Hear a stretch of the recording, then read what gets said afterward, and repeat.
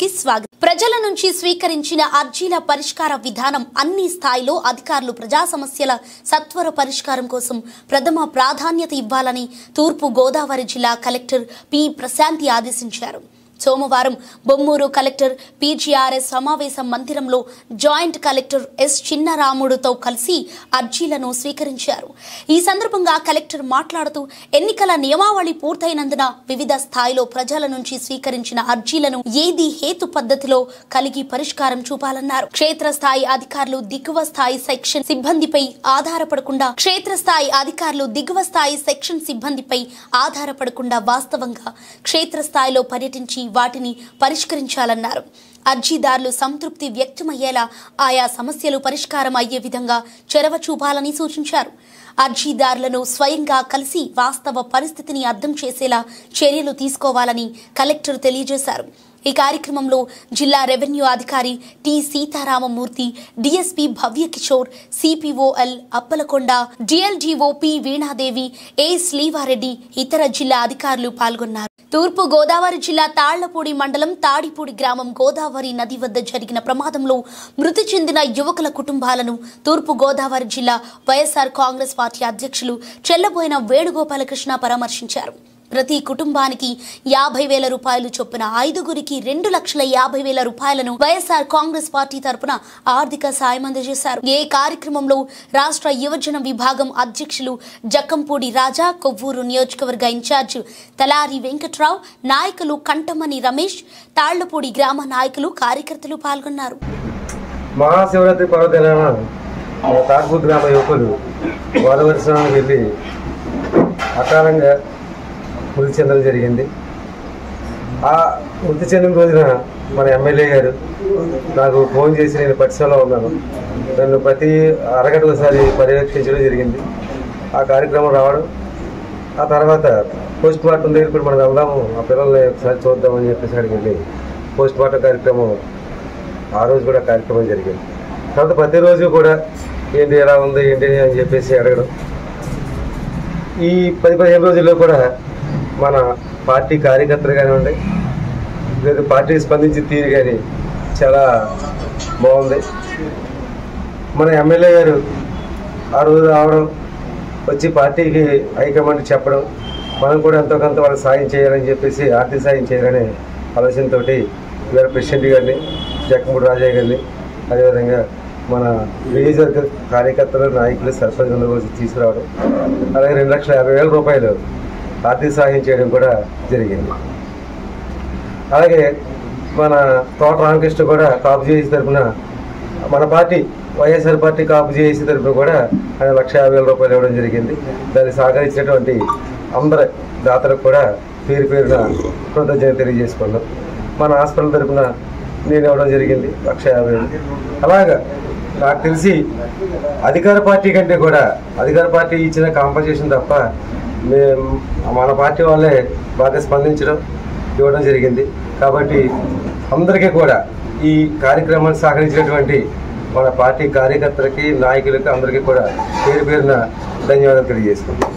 యువత పోరు పోస్టర్ను తూర్పు గోదావరి జిల్లా వైఎస్ఆర్ కాంగ్రెస్ పార్టీ అధ్యక్షుడు చెల్లబోయిన వేణుగోపాలకృష్ణ ఆవిష్కరించారు. తూర్పు గోదావరి జిల్లా తాళ్లపూడి గ్రామంలో వేణుగోపాలకృష్ణ మాట్లాడుతూ ఫీజు రియంబర్స్మెంట్ పై యువత తరపున మార్చి 12వ తేదీన జిల్లా కేంద్రం వద్ద యువత పోరు పేరుతో నిరసన తెలపనున్నట్లు పేర్కొన్నారు. పోస్టర్ ఆవిష్కరణలో నాయకులు జక్కంపూడి రాజా, కంఠమని రమేష్, నామ ప్రకాష్ రావు, గ్రామ నాయకులు, కార్యకర్తలు పాల్గొన్నారు. పేదరికాన్ని జయించగలడని చెప్పారు. అంచేతే రాజశేఖర రెడ్డి గారు మాట్లాడారు, ప్రతి తల్లిదండ్రికి వాళ్ళ పిల్లల్ని ఉన్నతులుగా చూడాలని కోరుకుంటుంది, కానీ అది తీరటం లేదు. కారణం ఆర్థికపరమైన ఇబ్బంది. వారు కష్టించి పనిచేసి పొట్ట నింపుకోవడానికి సరిపోతుంది తప్ప ఆ పిల్లల్ని ఉన్నతులుగా చేయడానికి కావలసిన విద్యను అందించలేకపోతున్నారు. ఆ తల్లిదండ్రుల తర్వాత ఆ బాధ్యత తీసుకోవాల్సింది ప్రభుత్వం అని, ఆ ప్రభుత్వం పెద్దగా ఆ పేదింటి విద్యార్థికి నేను అండగా ఉంటానని దేశంలో ఎక్కడా లేని విధంగా అప్పటి వరకు కేవలం షెడ్యూల్డ్ క్యాస్ట్కు మాత్రమే ఉన్నటువంటి ఫీజు రియంబర్స్మెంట్ విధానం ప్రవేశపెట్టడం ద్వారా ప్రవేశపెట్టడం ద్వారా, అంటే మేధస్సు ఉంది, ఆర్థిక స్తోమత లేదు, చదవాలని తపనుంది, కోరిక ఉంది, తీరకపోవడానికి కారణం ఆర్థికపరమైన ఇబ్బంది. ఫీజు రియంబర్స్మెంట్ ఫుల్గా చెల్లించిన తర్వాత మన గ్రామాల్లో చూసినప్పుడు అప్పటి వరకు గ్రామంలో అరకొర, గ్రామాల్లో కాదు మండలానికి ఒకటో ఇద్దరు డాక్టర్లు ఉండేటువంటి పరిస్థితి. కానీ రాజశేఖర రెడ్డి గారు ఫీజు రియంబర్స్మెంట్ ఇచ్చిన తర్వాత అనేక మంది బీసీలు ఒక నేతనేసుకునే ఇంటి బిడ్డ, ఒక గీత గీసుకునే ఇంటి బిడ్డ, ఒక కమ్మరి బిడ్డ, ఒక కుమ్మరి బిడ్డ, అలాగే కాకుండా బీసీ వర్గాల్లో అనేక మంది ఇవాళ విద్యావంతులు అయ్యారు, డాక్టర్లు అయ్యారు, ఇంజనీర్లు అయ్యారు, ఐటీ రంగంలో స్థిరపడ్డారు. ఆయన ఆశించినటువంటి ఆశయం తీరింది. దానికి 10 రెట్లుగా తండ్రి ఫీజు రియంబర్స్మెంట్ ఇచ్చి విద్యార్థుల్లో ఆ ఉన్నత స్థితికి కారకుడైతే అసలు ఈ ఆంధ్రప్రదేశ్ రాష్ట్రంలో పుట్టిన పేదరికంలో పుట్టిన పిల్లల చదువుల కోసం అమ్మఒడి తీసుకొచ్చాడు జగన్మోహన్ రెడ్డి గారు. అమ్మఒడి అయినటువంటి కార్యక్రమం దేశంలో ఎక్కడా లేదు, మన రాష్ట్రంలో ఉంది. ఈ కార్యక్రమాన్ని అమలు చేయడం ద్వారా ఈ రాష్ట్రంలో డ్రాప్అవుట్స్ తగ్గిపోయాయి, లిటరసీ శాతం పెరిగింది. కేవలం అమ్మఒడి చూరుకున్నాడా? ఆ పిల్లలకి గోరుముద్ద పెట్టాడు, ఆ పిల్లలకి విద్యా కానుకిచ్చాడు, పాఠశాలల్లో సక్రమమైనటువంటి నీటినిచ్చాడు, నాడు నేడులో పాఠశాలను అభివృద్ధి చేశాడు. దానికి తోడు కలగన్నాడు సాకారం చేయడం కోసం ఐబీ తీసుకొచ్చాడు, సిబిఎస్ఈ తీసుకొచ్చాడు. ఇలా విద్యా వ్యాప్తి కోసం, అంటే పిల్లల్లో చిన్ననాటి నుండి కూడా ఇంగ్లీష్ విద్య పట్ల మక్కువ కోసం ఇంగ్లీష్ మీడియం తీసుకొచ్చాడు. ఇవాళన్నీ కూడా విధ్వంసం అయిపోయాయి. కారణం పేదవాడి మీద కక్షపూరితమైన పరిపాలన సాగుతుంది. రాజ్యాంగ స్ఫూర్తి ఏమిటంటే ఎవరైతే పేదరికంలో ఉన్నారో వారికి ప్రభుత్వ సహాయాన్ని అందించి సమాజంలో అందరితో సమానంగా జీవించేటువంటి శక్తినివ్వాలి. అది రాజ్యాంగ స్ఫూర్తి. అది జరగటం లేని కారణం చేత ఎన్నికల ముందు ఒక అబద్ధం నిత్యం గ్రామాల్లో ప్రచారం చేసింది, ప్రయాణించింది. తెలుగుదేశం పార్టీ అబద్ధాలు చెప్తే ప్రజలు నమ్మరు. దానికి సాక్ష్యంగా జనసేనను తెచ్చుకున్నారు, ఇంకొక సాక్షిగా భారతీయ జనతా పార్టీని తెచ్చారు. అంటే 3 పార్టీలు కలిసి ప్రజల్ని మోసగించడానికి చేసిన ప్రయత్నాలు. సాధారణంగా ప్రజలు చంద్రబాబు నాయుడు గారి మాటలు విశ్వసించరు. దానికి పవన్ కళ్యాణ్ గారిని తోడు తేవడం, లేకపోతే భారతీయ జనతా పార్టీని తోడు తేవడం, నిత్యము వారికి ఉన్నటువంటి మాధ్యమ బలాలు ఏదైతే మీడియా సపోర్ట్ ఉందో దానితో ప్రచారం చేయించడం. ఇవాళ అబద్ధం గెలిచింది, నిజం ఓడింది. అబద్ధం గెలిచింది, నిజం ఓడిందే. ఈ మాట నేను ఎందుకు చెప్తున్నానంటే ఎన్నికల ముందు చంద్రబాబు నాయుడు గారు రోజు సుమారుగా 6 మాసాల సంవత్సరం క్రితం ఈ రాష్ట్రం అప్పుల పాలైపోయింది, దివాలా తీసింది. ఈ రాష్ట్రంలో ఇక పేదలు కాదు, ఎవరు బ్రతకడానికే కష్టం అనేటువంటి ప్రచారం చేశారు. 14 లక్షల కోట్ల రూపాయల అప్పులు ఉన్నాయని ప్రచారం చేశారు. ఆయన చేశారు, పవన్ కళ్యాణ్ గారు చేశారు, భారతీయ జనతా పార్టీ నాయకులు చేశారు. రోజు హెడ్లైన్స్లో ఈనాడు వారు రాశారు, ఆంధ్రజ్యోతి వారు రాశారు, టీవీ5లో చూపించారు. ప్రజలు పదే చెప్పినటువంటి ఈ మాటల్ని వైఎస్ఆర్ కాంగ్రెస్ పార్టీ వాస్తవాలు చెప్పినా, ఆనాడు కేంద్ర మంత్రి ఇప్పుడున్నటువంటి ఫైనాన్స్ మినిస్టర్ గారు చెప్పినా ప్రజలకు ఎక్కల. అబద్ధం అంతా లోతుగా వెళ్ళిపోయింది. విద్య ద్వారా స్త్రీ విముక్తి సాధ్యమవుతుందని నమ్మిన వ్యక్తి సావిత్రిబాయి పూలే అని కాంగ్రెస్ పార్టీ డీసీసీ అధ్యక్షులు టీకే విశ్వేశ్వరరెడ్డి పేర్కొన్నారు. రాజమండ్రి నగర కాంగ్రెస్ పార్టీ సమీక్ష సమావేశంలో పూలే చిత్రపటానికి పూలమాలలు వేసి నివాళులు అర్పించారు. ఈ కార్యక్రమంలో పార్టీ నాయకులు, కార్యకర్తలు పాల్గొన్నారు. రాజమహేంద్రవరం బీసీ స్టడీ సర్కిల్ వద్ద మెగా డిఎస్సి పరీక్షల కొరకు ఆన్లైన్ ద్వారా త్వరలో ఉచిత శిక్షణ ఇవ్వనున్నట్లు ఆసక్తి కలిగిన అభ్యర్థులు దరఖాస్తు చేసుకోవాలని జిల్లా వెనుకబడిన తరగతుల సంక్షేమ అధికారి బీసీ స్టడీ సర్కిల్ సంచాలకులు బి శశాంక్ తెలియజేశారు. ఇక ఆసక్తి కలిగిన అభ్యర్థులు దరఖాస్తు చేసుకోవాలని సూచించారు. రాష్ట్ర వెనుకబడిన తరగతుల సంక్షేమ శాఖ సంచాలకులు విజయవాడ వారి ఆదేశాల మేరకు టీచర్ ఎలిజిబిలిటీ టెస్ట్ పరీక్షలో అర్హత సాధించిన వారికి బీసీ మరియు ఈడబ్ల్యూఎస్ ఈబీసీ కేటగిరీలకు చెందిన అభ్యర్థుల నుండి మెగా డిఎస్సి పరీక్షల కొరకు ఉచిత ఆన్లైన్ శిక్షణకు దరఖాస్తులు స్వీకరించనున్నట్లు తెలిపారు. టెట్ నందు ఉత్తీర్ణులైన వారు అర్హులు మరియు టెట్ పరీక్షల మార్కుల ఆధారంగా ఎంపిక చేయబడుదురు. ఈ శిక్షణ కొరకు మార్చి 10వ తేదీ నుండి దరఖాస్తు చేసుకోవాల్సి ఉంటుందని తెలియజేశారు. పాలకొల్లు నియోజకవర్గం పరిధిలోని పేద మధ్యతరగతి వర్గాలకు చెందిన 87 మందికి వైద్య సాయంగా ముఖ్యమంత్రి సహాయ నిధి కింద 63 లక్షల చెక్కులను మంత్రి రామానాయుడు అందజేశారు. ఒకే రోజున ఇంత పెద్ద మొత్తంలో అందజేయటం పట్ల సాయం పొందిన వారంతా ఆనందం వ్యక్తం చేశారు. ఈ సందర్భంగా మంత్రి రామానాయుడు మాట్లాడుతూ గత జగన్ ప్రభుత్వంలో ముఖ్యమంత్రి సహాయ నిధిగా వైద్య సాయం కోసం దరఖాస్తు చేసుకుంటే దరఖాస్తును చెత్తబుట్టలో పాడేసేవారని, నేడు ఒక్కసారి దరఖాస్తు చేసుకుంటే ఇంటి వద్దకే తీసుకువచ్చి అందిస్తున్నామన్నారు.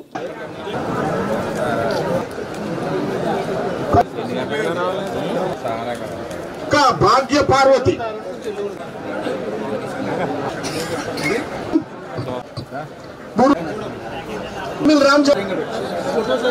లక్షణాలు లింగం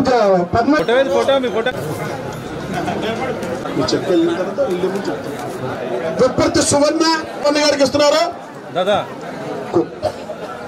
నెక్స్ట్ ఓటర్ లీడర్స్ ఒకసారి 28,000 రాజబాబు గారు ఇప్పుడు స్టూడియో 25,000 శ్రీనివాస్ వైవీలంక Sadhana Srinivas okay photo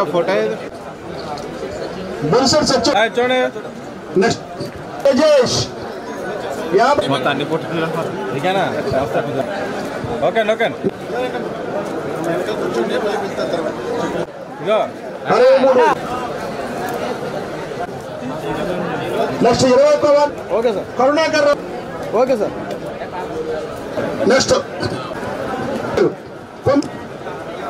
next కొమ్మిచికాయ నుంచి జూనియర్ లీడర్స్ ఆది వరకు ఉండాలి.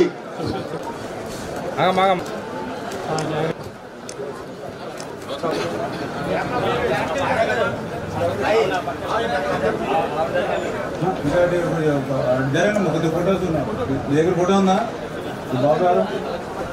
బాబు లేదు కదా. ప్రజా సమస్యల పరిష్కార వేదిక మీకోసం ప్రజల నుంచి 22 అర్జీలను స్వీకరించడం జరిగిందని రాజమహేంద్రవరం మున్సిపల్ కమిషనర్ కేతన గార్గ్ తెలిపారు. ఇక సోమవారం నగరపాలక సంస్థ కార్యాలయంలో అధికారులతో కలిసి ప్రజల నుంచి కమిషనర్ అర్జీలను స్వీకరించడం జరిగిందని, నగరపాలక సంస్థ పరిధిలో ప్రజల నుంచి స్వీకరించిన అర్జీలను నాణ్యతతో కూడిన విధంగా పరిష్కరించేలా చర్యలు తీసుకోవడం జరుగుతుందన్నారు. పారిశుద్ధ్య నిర్వహణ, మౌలిక సదుపాయాలు కల్పించడంపై ప్రత్యేక దృష్టి పెట్టాలని పేర్కొన్నారు. కార్యక్రమంలో డిప్యూటీ కమిషనర్ ఎస్ వెంకటరమణ, నగరపాలక సంస్థ health officer V Vinutna, SEM CH Koteswararao, city planner G Kotaiah తదితరులు పాల్గొన్నారు.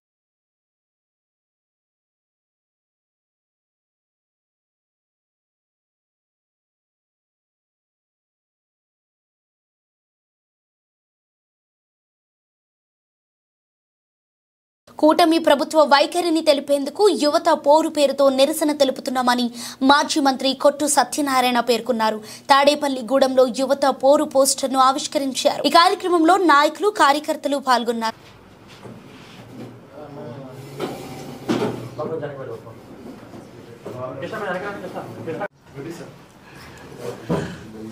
ఈ నెల 12వ తారీఖున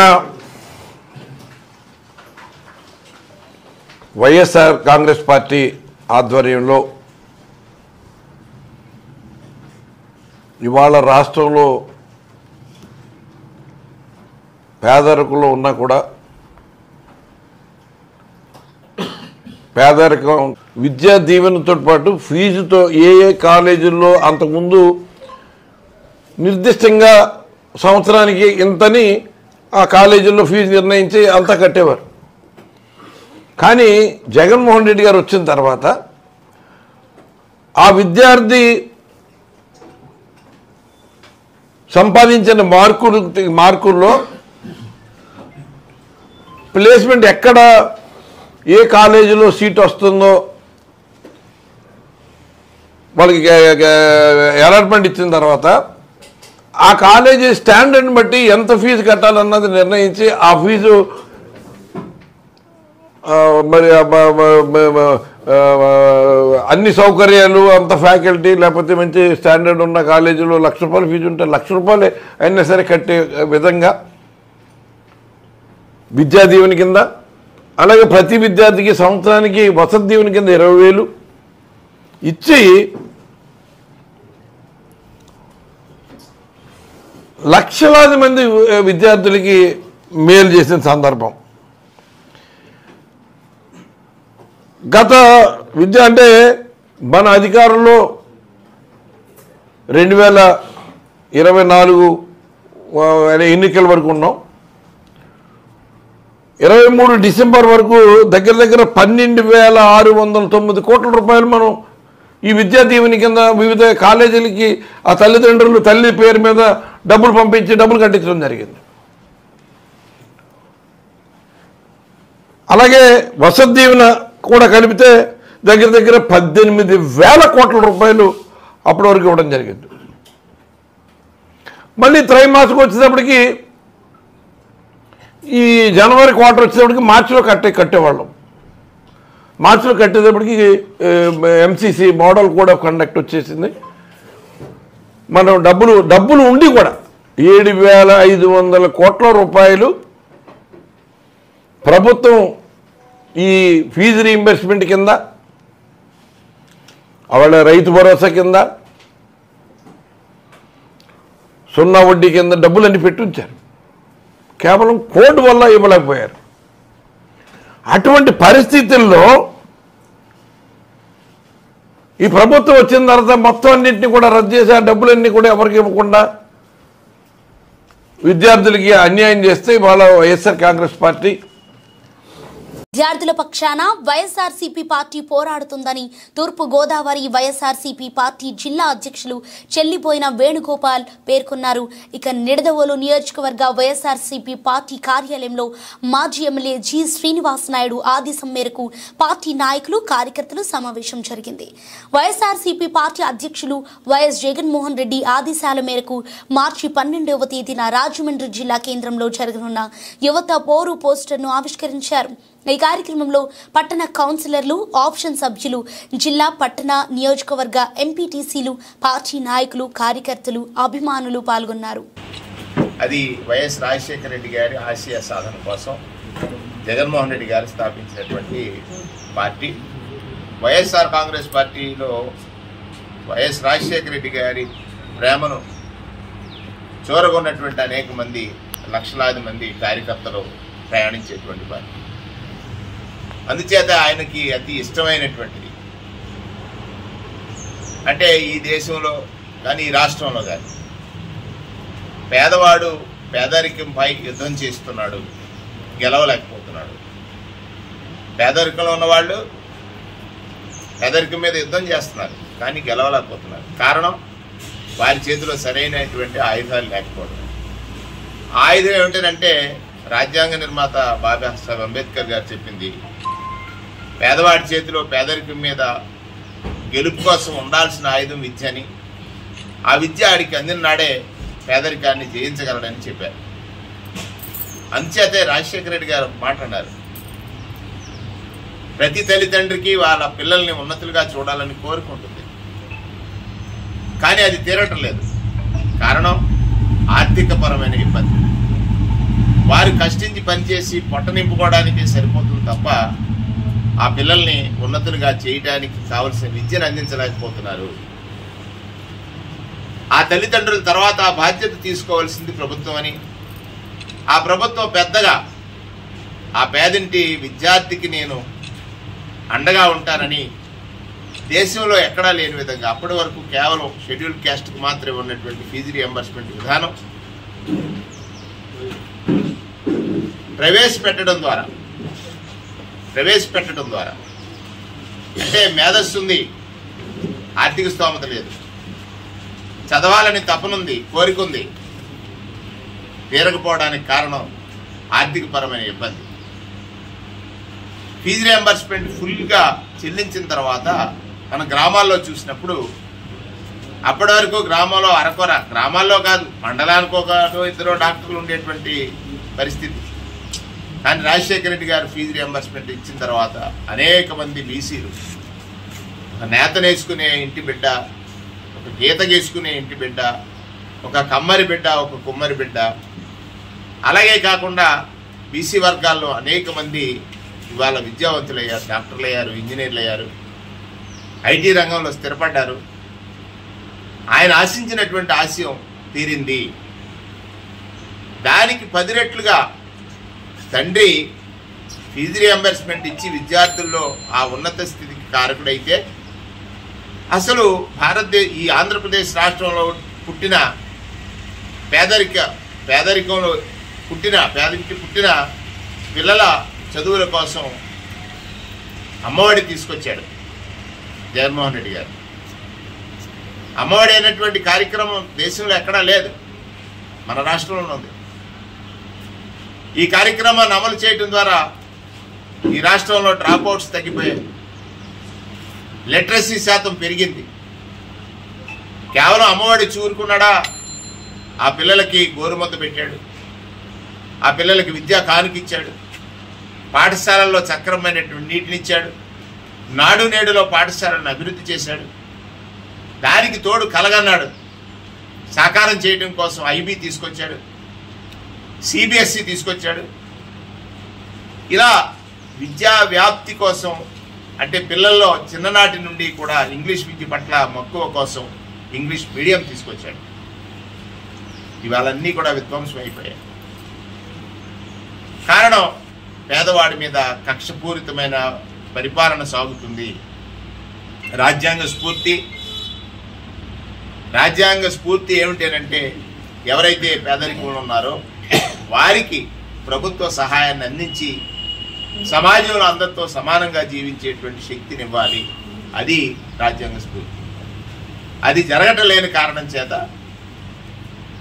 ఎన్నికల ముందు ఒక అబద్ధం నిత్యం గ్రామాల్లో ప్రచారం చేసింది, ప్రయాణించింది. తెలుగుదేశం పార్టీ అబద్ధాలు చెప్తే ప్రజలు నమ్మరు. దానికి సాక్ష్యంగా జనసేనను తెచ్చుకున్నారు, ఇంకొక సాక్షిగా భారతీయ జనతా పార్టీని తెచ్చారు. అంటే 3 పార్టీలు కలిసి ప్రజల్ని మోసగించడానికి చేసిన ప్రయత్నాలు. సాధారణంగా ప్రజలు చంద్రబాబు నాయుడు గారి మాటలు విశ్వసించరు. దానికి పవన్ కళ్యాణ్ గారిని తోడు తేవడం, లేకపోతే భారతీయ జనతా పార్టీని తోడు తేవడం, నిత్యము వారికి ఉన్నటువంటి మాధ్యమ బలాలు ఏదైతే మీడియా సపోర్ట్ ఉందో దానితో ప్రచారం చేయించడం. ఇవాళ అబద్ధం గెలిచింది, నిజం ఓడింది. అబద్ధం గెలిచింది, నిజం ఓడింది. ఈ మాట నేను ఎందుకు చెప్తున్నానంటే ఎన్నికల ముందు చంద్రబాబు నాయుడు గారు రోజు సుమారుగా 6 మాసాల సంవత్సరం క్రితం ఈ రాష్ట్రం అప్పుల పాలైపోయింది, దివాలా తీసింది. ఈ రాష్ట్రంలో ఇక పేదలు కాదు ఎవరు బ్రతకడానికే కష్టం అనేటువంటి ప్రచారం చేశారు. 14 లక్షల కోట్ల రూపాయల అప్పులు ఉన్నాయని ప్రచారం చేశారు. ఆయన చేశారు, పవన్ కళ్యాణ్ గారు చేశారు, భారతీయ జనతా పార్టీ నాయకులు చేశారు. రోజు హెడ్లైన్స్లో ఈనాడు వారు రాశారు, ఆంధ్రజ్యోతి వారు రాశారు, టీవీ5లో చూపించారు. ప్రజలు పదే చెప్పినటువంటి ఈ మాటల్ని వైఎస్ఆర్ కాంగ్రెస్ పార్టీ వాస్తవాలు చెప్పినా, ఆనాడు కేంద్ర మంత్రి ఇప్పుడున్నటువంటి ఫైనాన్స్ మినిస్టర్ గారు చెప్పినా ప్రజలకు ఎక్కల. అబద్ధం అంతా లోతుగా వెళ్ళిపోయింది. ఇంతటితో వార్తలు సమాప్తం.